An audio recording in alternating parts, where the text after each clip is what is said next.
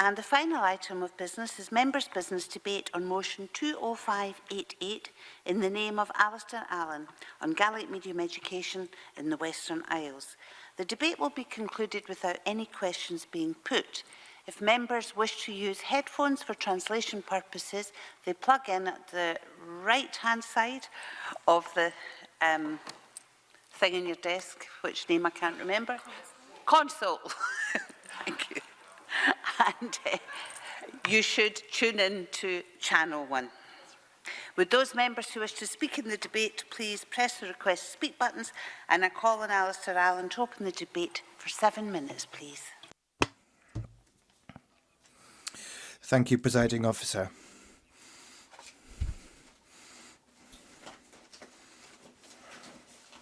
Presiding Officer, the welcome announcement by Corlin Inyalan Shear that they would by default enrol all pupils entering Primary 1 into Gaelic medium education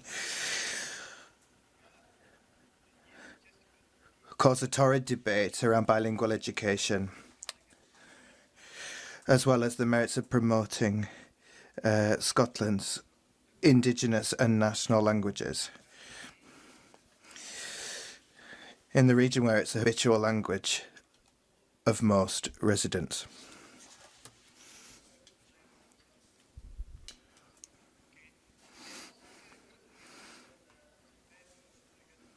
There were a few comments in the papers and on social media that brought light to the uninformed, outdated and blatantly offensive opinions which some individuals hold on the subject.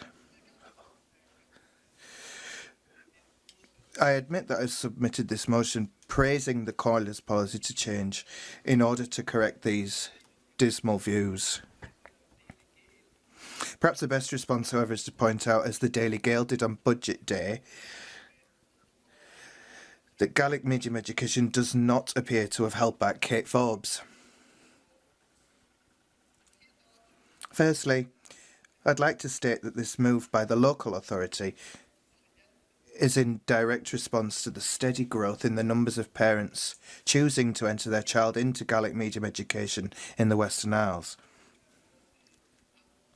Irrespective of this move in policy, enrolment into Gaelic medium education is set to become the leading preference before 2021, and this is driven by parental choice. Within my constituency, there are some schools which do not provide Gaelic medium education at all. There are others where all children entering Primary 1 next year will enrol into Gaelic medium education. And I would commend the work which all teachers in the islands are doing via the Gaelic or English medium. Secondly, this policy does not preclude parents choosing English medium education for their child. To mark that desire to enrol a child into English medium education in the Western Isles, a parent must simply tick a box on the enrolment form to indicate that preference.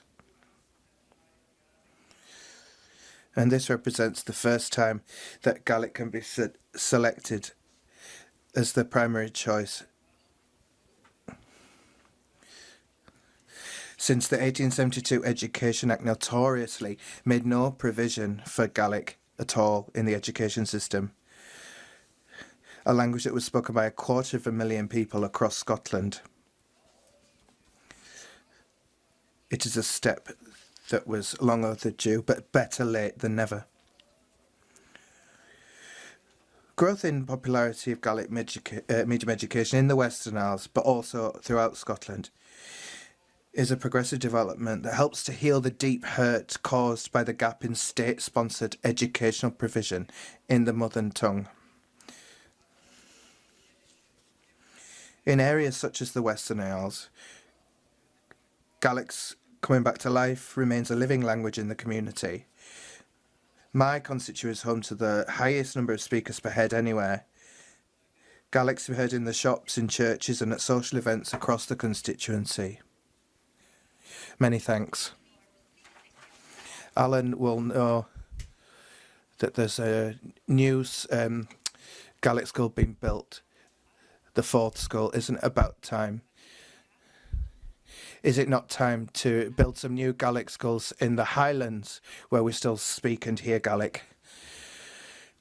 And I'm very much of the opinion that there should be schools like this, Gaelic-only schools in the Highlands and in the islands in the time to come.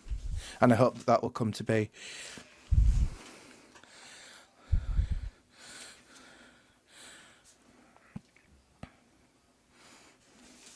And it's clear to see that there is growth with Gaelic in the islands and around the country. More and more people want their children to be able to take an active part in these aspects of the community. And it's crucial that the state supports children to learn the language of their community, of their family, and of their cultural heritage, and to welcome others into this vibrant world.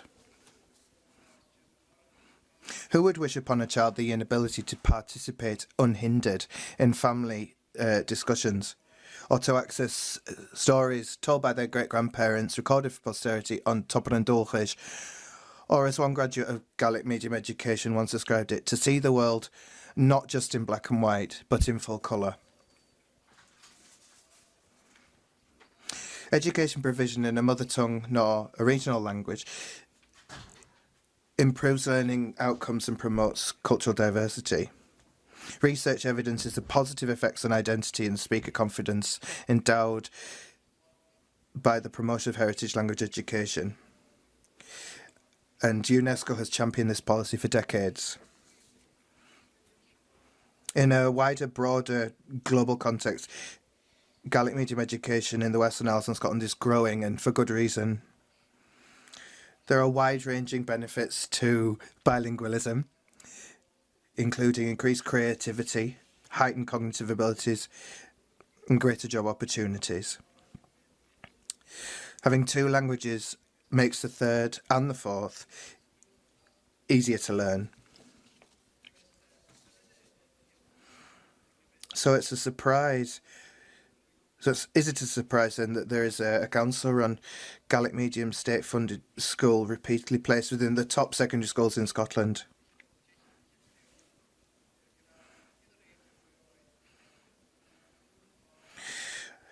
I remember 30 years ago hearing a prominent Scot, one who should know better off in the opinion, on the radio that he was grateful that his Gaelic-speaking parents had never spoken Gaelic to him growing up in case it had held him back.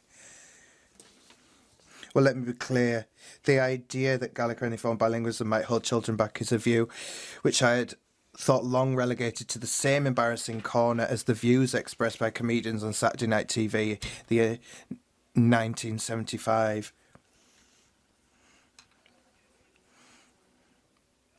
In addition to the benefits previously mentioned, Gaelic medium education, where English language is taught from P3, endows the child with both English and Gaelic.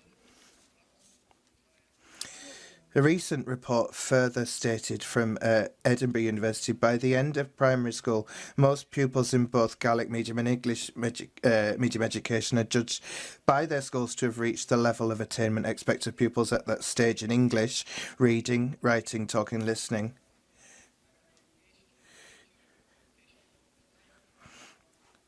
But I think that we need to start listening to teachers and working with them more in terms of planning and support. I can hear that the time's running out, but I can believe that, as we see in the Gaelic-speaking areas of Scotland and around minority language-speaking areas, that there is a danger that without proper support, these languages will suffer, but I'm glad to see that the support is here. But I'd like to recommend the Corlia for this progressive step.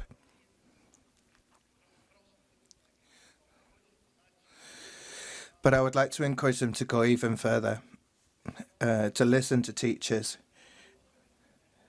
and their experience on the cultural, cognitive and social benefits of bilingualism and community languages.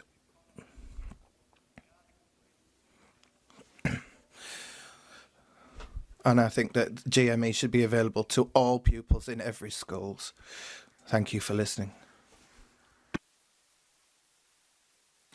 We now move to the open debate. Can I remind all members who wish to speak to press the request to speak buttons, please? And speeches of around 4 minutes from Donald Cameron, followed by Maureen Watt. Thank you, Deputy Presiding Officer. And can I apologise by not speaking in Gaelic. I'd like to thank Alistair Allen for tabling this motion and allowing Parliament the opportunity to talk about this important matter. And in the spirit of this debate, I don't intend to make any party political points, but I do feel it's necessary to directly address some of the recent reported comments made concerning this issue and put on record my party's support for Gaelic, because the Scottish Conservatives have long been supportive of both the language and the culture. It was the arguments of the former Secretary of State for Scotland, Sir Malcolm Rifkind, that ensured vital funding for Gaelic broadcasting and culture in the 1980s, which undoubtedly continues to have an impact for years afterwards. And in the founding year of the Common, the Gaelic, at the very first conference held at Solmer Ostig, its keynote speaker was George Younger. Such was his enthusiasm and passion for the language. And from that day until today, these benches have consistently supported Gaelic as a vital part of our national fabric and as something that needs to be protected and preserved. And I've consistently argued, in addition to that, that we need to depoliticise Gaelic, not least because the very existence of the language is at stake. Politicisation of the language helps nobody and impacts many, especially when some of the usual cliched attacks arise in print and social media.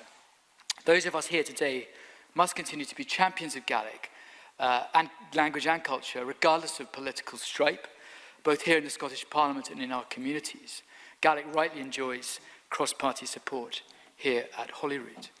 Now, on the specific issue that Alistair Allen raises, I'm delighted to support his motion and the decision of the Collier to make Gaelic medium education its default choice for pupils at P1. It's clear to me that this decision was taken on the basis of increasing demand for pupils to be taught in Gaelic medium, and that parents would still be able to opt out if they so wish, both points that Alistair Allen made in his speech. And bilingualism is plainly beneficial. We are all aware of the mistakes of the last century when one language was promoted at the total exclusion of the other. So equality of provision is paramount, but such equality is not denied by making Gaelic medium education the default language as long as parents can opt out, which is the case here. Now, I've met Bernard Chisholm, Director of Education at the Collier several times, and he is an inspirational figure.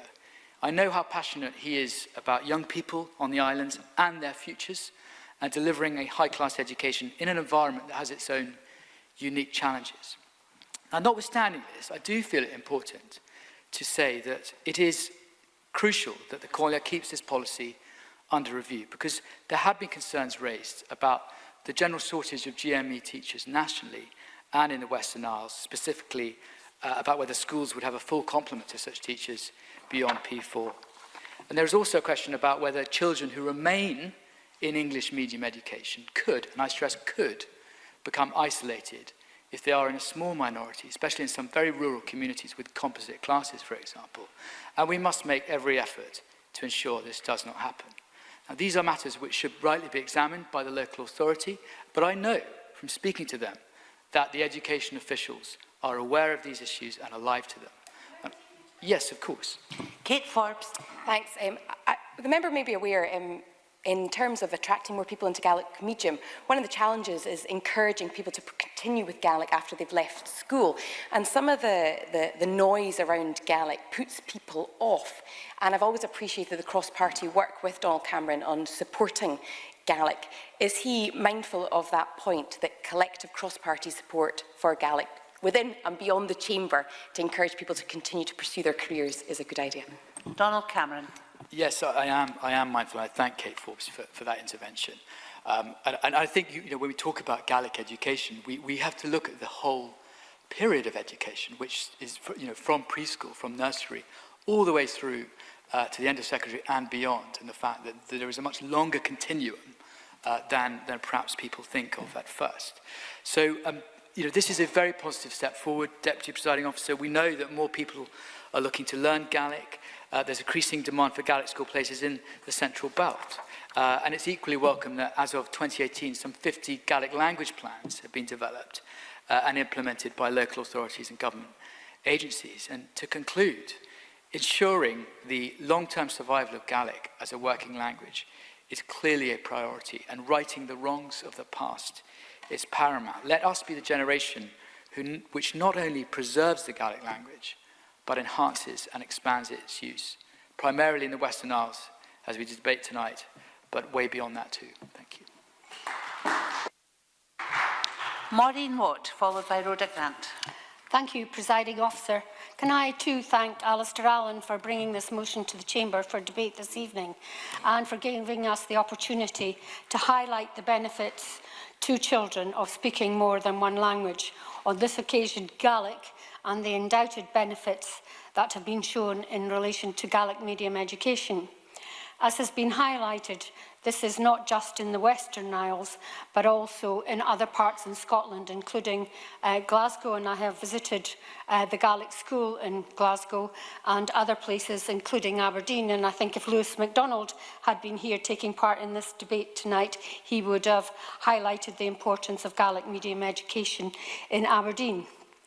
And this is always the result of parental demand, and as long as there is demand, there must be provision. I am proud to have been the Minister for Schools and Skills who embedded the use of Scotland's languages, Gaelic, Scots and English in the curriculum for excellence. This was on the basis of ensuring that all children had the best start in life and at school, and if the language of home and play had not been English, it was important to build on these languages, not preclude them.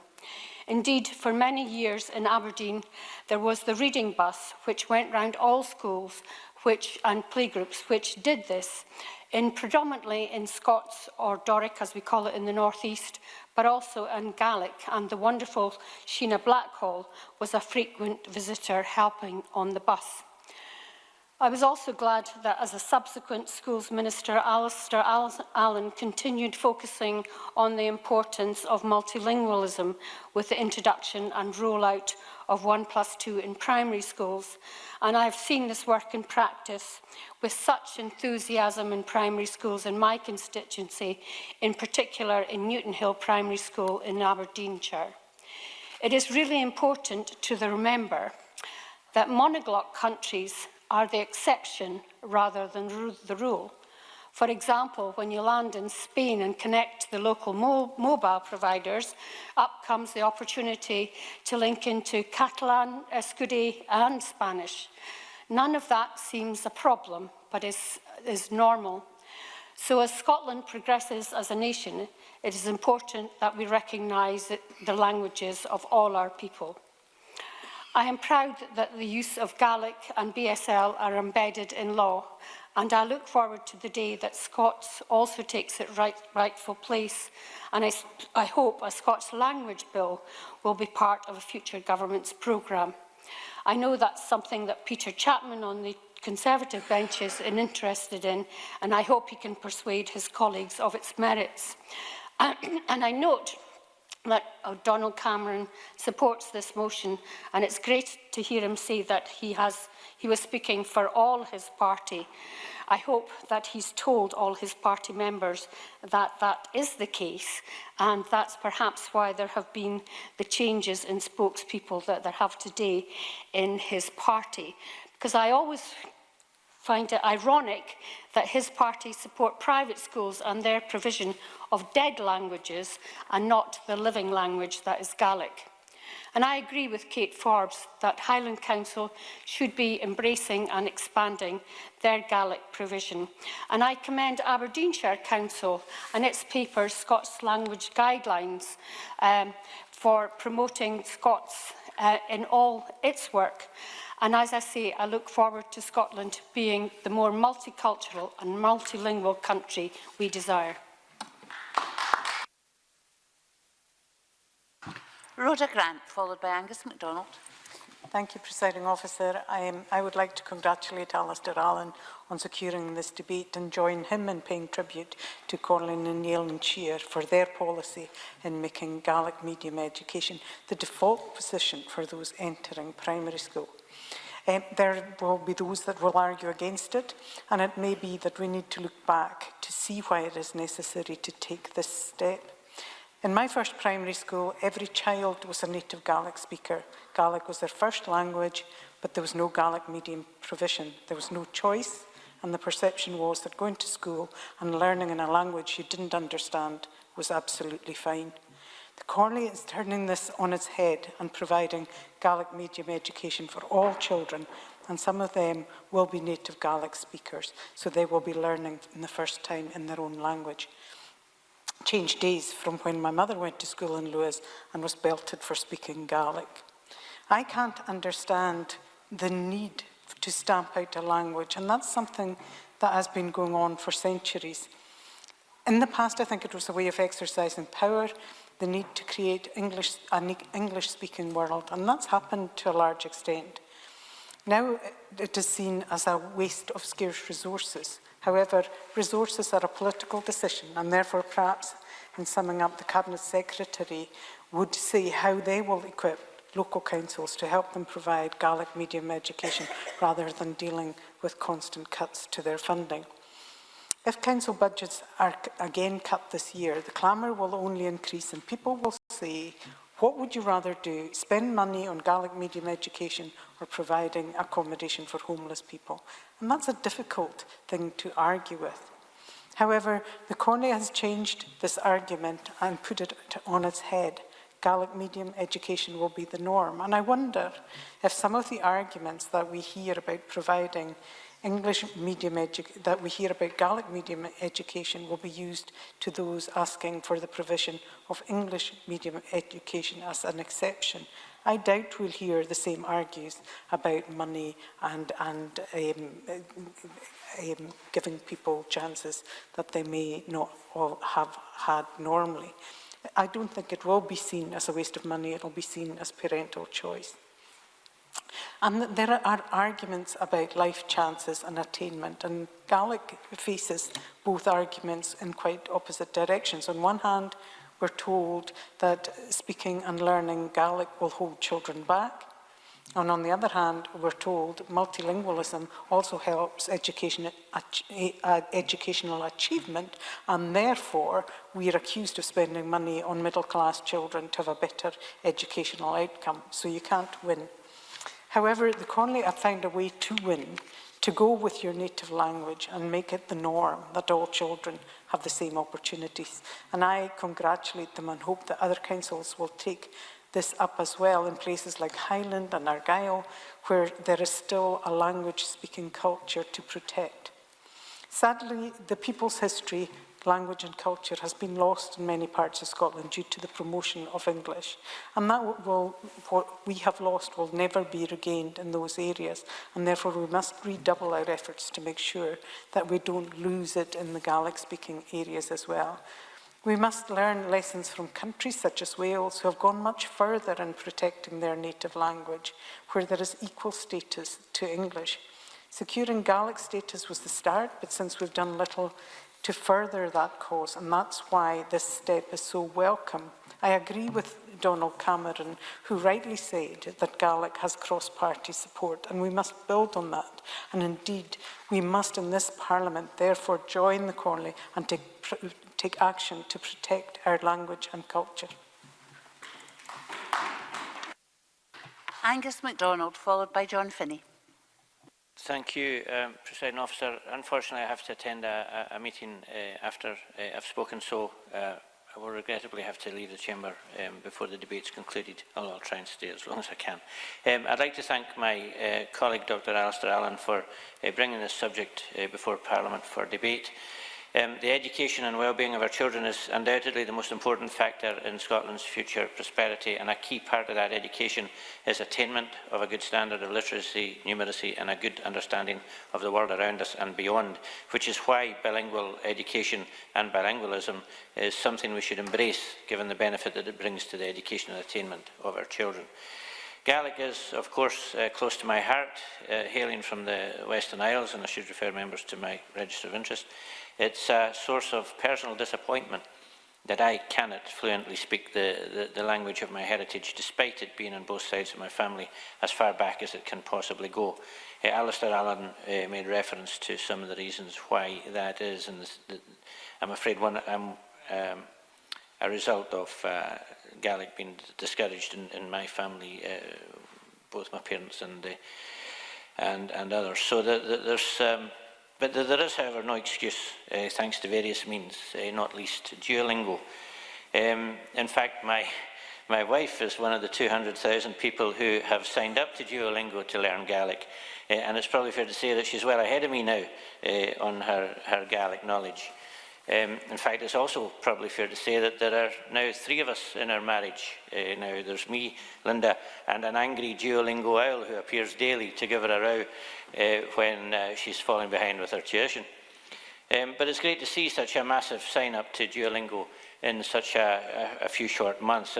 But it's up to all of us, all 129 of us in this chamber, to ensure Gaelic's continued growth and the eventual removal of the UNESCO designation definitely endangered for the language. And at this point, can I put on record my thanks to Donald Cameron for clarifying his party's position on Gaelic. Donald also mentioned the need to right the wrongs of the past. Now, I deliberately avoided dwelling on the past in this speech. However, as a Gael and a Hebridean, I have to admit I do find it hard to forgive and forget. But we do have to look to the future. So Gaelic medium education is, I'm pleased to say, on the increase. I was delighted to hear of Corneliel and Shear's decision to enrol P1 pupils to GME as the default, with English medium education becoming the opt-in option. Undoubtedly, this will start to reverse the issues that have resulted from the decline of the language and culture of the Western Isles over the decades. Gaelic, however, isn't just a language of the Highlands and Islands. There are great examples of Gaelic education in my own constituency. Blasad Gaelic, or Taste of Gaelic programme, which is delivered by Fèis School, the formal education strand of one of Scotland's most successful arts organisations, Fèis and Gael, has been instrumental in providing lessons to children in the Larbert cluster of schools in Falkirk District. I visited Cairn Primary School in my constituency recently to see Gaelic sessions being delivered by Fèis and Gael tutor Ailey Cormac, and the enthusiasm for Gaelic from the primary 1 to 3 pupils was infectious and a delight to see. With the benefits of bilingualism becoming more widely accepted, it's encouraging that over 1,000 pupils from the Larbert cluster now have access to Gaelic through the Fèis School programme. And I look forward to the programme being rolled out to other schools in the district, and eventually I hope to see a Gaelic medium unit in Falkirk District, which I believe is long overdue. A recent survey carried out by Falkirk Council for parents of anti-preschool aged children showed that almost 40% of respondents would be interested in GME for their children were it to be provided in the Falkirk District. Around 18% of respondents intimated interest in GME if it were available outside of Falkirk District, which of course it currently is, and pupils are transferred to these schools daily. So I was pleased to see that the Council's report to a recent Falkirk Full Council meeting pointed to carrying out more work in this area.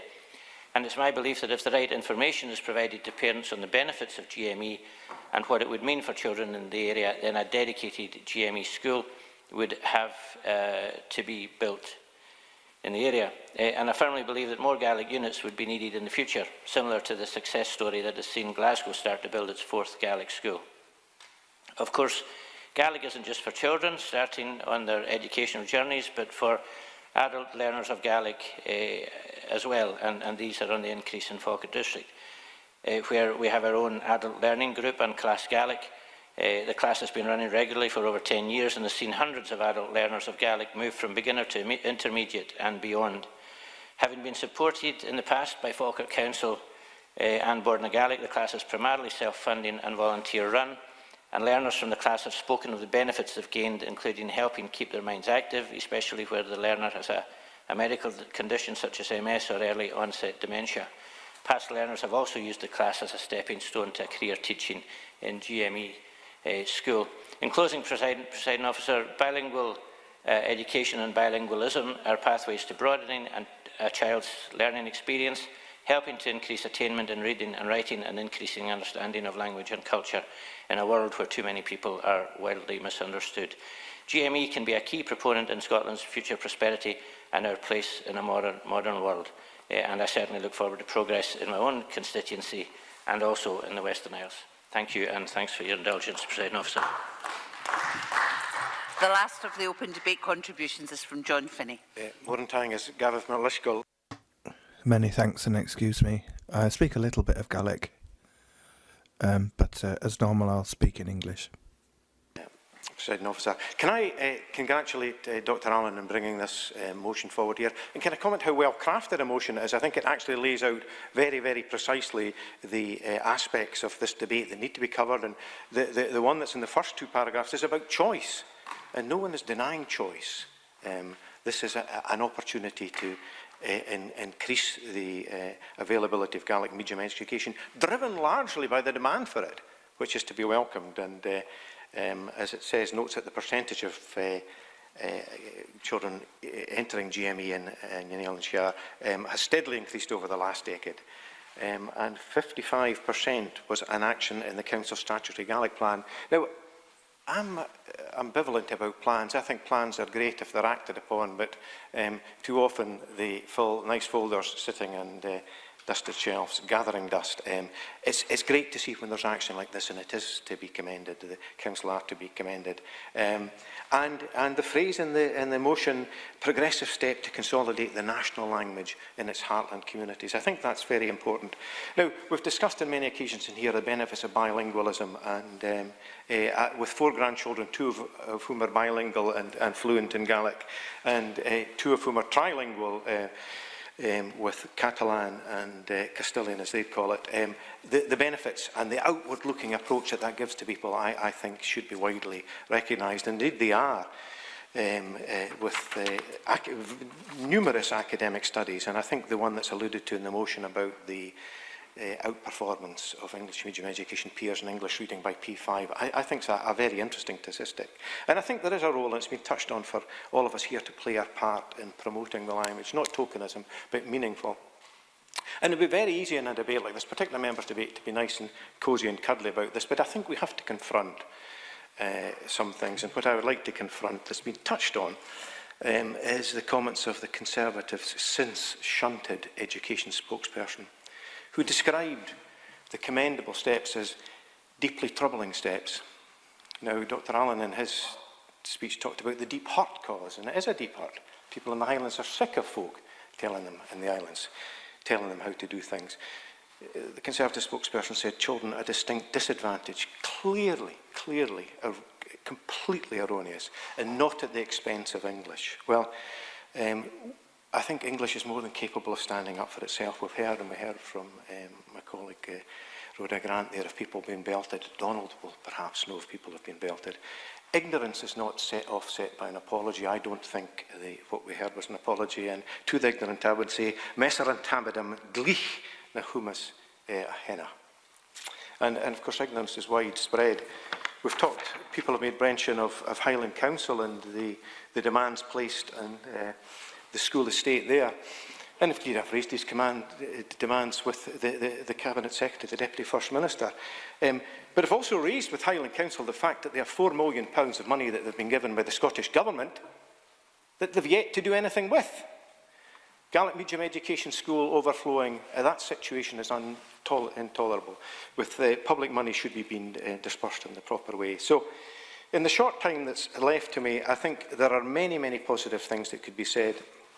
I think, as many have said, it's not a party-relative issue. I'm delighted and not remotely surprised to hear the very positive comments from my colleague Donald Cameron. I think that is consistent with the view that should prevail across this chamber. And once again, I thank Dr Allen for bringing the debate to the chamber. Thank you.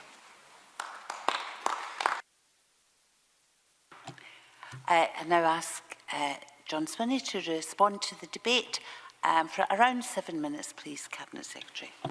So may I begin by congratulating Dr Alistair Allen on the securing of this debate and associate myself with the remarks of John Finney that the motion is indeed an incredibly well-crafted motion. The only comment I would add to that is, should we be at all surprised at it being so expertly crafted by such a wordsmith as Dr. Alistair Allen, who puts us all to shame in his command of language and in the demonstration of the strength of bilingualism in the way in which he pursues his own personal interest and devotion to language, and particularly to encouraging the utilisation of the Gaelic language so dear to the heart of his own constituency. The Scottish Government attaches the greatest significance to taking forward our responsibilities to promote and to support the Gaelic language. It is our aim to see an increase in the number speaking, learning and using the Gaelic language in Scotland. I think this debate has been a welcome opportunity for the reaffirmation of all parties' support for the nurturing of the Gaelic language, and I welcome very much the comments that Donald Cameron made in this respect in this debate, because Mr Cameron is absolutely right to cite the experience and the contribution and the leadership of individuals such as George Younger, the late former Secretary of State for Scotland, and Malcolm Rifkind, another former Secretary of State for Scotland, who led from the front in encouraging the Gaelic language, and I have absolutely no hesitation in paying tribute to their distinguished contribution at a time when the Gaelic language was in perhaps even more jeopardy than it is today, and that leadership was continued by the Labour government and by the Labour and the Liberal executive, and it's been continued by the Scottish National Party government, and we have been delighted to do so, and I'm delighted as Deputy First Minister to have ministerial responsibility for the Gaelic language. I can say to Angus MacDonald, who's left us now, that I have been part of that 200,000 signing up to Duolingo, and it is a nightly encouragement, inspiration, challenge, and I certainly am going to subject myself to no assessment by Dr. Alistair Allen on my continued performance. The Government very much welcomes the decision of Corleon and Inland to make Gaelic-medium education the default language available to all pupils entering Primary 1. Let me state that clearly and unreservedly to Parliament tonight. We are delighted to see that in many primary schools across the Western Isles, where I was last Thursday, and where I had an absolutely inspiring visit to Stornoway Primary School and saw at first hand the fruits of Gaelic-medium education for children within Stornoway Primary School. And I'm delighted that more than 50% of children are enrolled in Gaelic-medium education at Primary 1. As Mr Finney made the point, and Donald Cameron made this point as well, included in Dr Allen's motion is the important recognition of the existence of choice for parents as to what is the appropriate step to take. But we believe in the Government that the bold, ambitious and correct move by the Corlair can only benefit pupils now and in their futures. We look forward to seeing this number grow so that the language is retained and that children are provided with the many benefits of bilingualism. And I think this is a central point in this debate, which has been recognised by many contributors, and it was reinforced by the comments of my colleague Maureen Watt, who paid tribute to the work that was taken forward as a Minister by Dr Alistair Allen of the 1+2 languages policy, which continues to thrive in Scottish schools, an important recognition of the centrality of bilingualism within our education system, and that should extend to including the Gaelic language, and I'm delighted that the Corlair has taken such a bold decision to encourage the nurture and the development of the Gaelic language. I'm pleased to say we have made good progress with Gaelic over recent years in key areas of education, broadcasting, arts, publishing, and have seen welcome impacts through our economy, in jobs, in skills and in the creative industries. The gains made for the Gaelic language have been impressive. We have a successful Gaelic-medium education sector operating within Scottish education. Since 2007, we've seen an increasing number of Gaelic standalone schools across Scotland. There was just one in 2007, there are 8 in 2020, and a further 2 are in development. And on Mr Finney's substantive point about Highland Council, I am engaged in dialogue with Highland Council about their plans to ensure that the resources the Government has allocated and committed to Highland Council are taken forward for the purpose for which the resources were intended, and that is to expand Gaelic medium education provision within the Highland Council area. And I'm very much welcome the commitment made by a number of local authorities across Scotland to support the development of Gaelic medium education with exciting plans for development and expansion, which include a number of local authorities. It is important that we ensure that resources and support are available for teachers and pupils, and we have a dedicated body, Storlan, that delivers in this regard. The 2016 Education Act contains a duty to promote and to support Gaelic medium education. We have good structures in place to ensure this happens through the work of bodies such as Education Scotland, Storlan and the Corla itself. So as the numbers increase in Gaelic medium education, these bodies must continue to work together to ensure that good support is in place and that Gaelic medium education is seen as good quality education that is attractive to pupils, parents and teachers. Rhoda Grant raised issues in relation to budgets, and despite the challenging financial picture, I was delighted with the financial settlement we were able to propose in the budget for the Gaelic language, with an increase in resources available to support our work and the availability now of new resources to support development in the Gaelic language, and I will set out in due course how the Government proposes to engage to take forward that activity.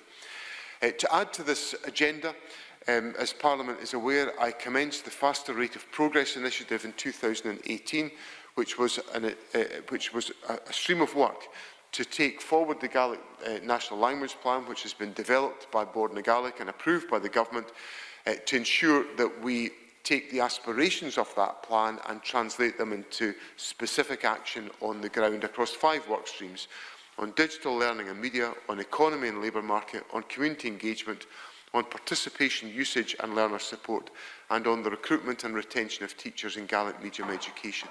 I, of course, on that last point, accept unreservedly the importance of encouraging and supporting teachers to engage in the Gaelic language. There are many teachers in our education system today who have command of the Gaelic language, but perhaps do not have the confidence to be sufficiently confident to teach in the Gaelic language. And we have to recognise the importance of supporting those individuals to make that journey. And I am certain that the ambitious agenda that has been set out by Colin and Share will help to advance that agenda. So I think we have much to be proud of what the Corla has decided to do in terms of this bold policy decision, much to support, and I commit the Government wholeheartedly to supporting this agenda today. That concludes the debate, and this meeting is closed.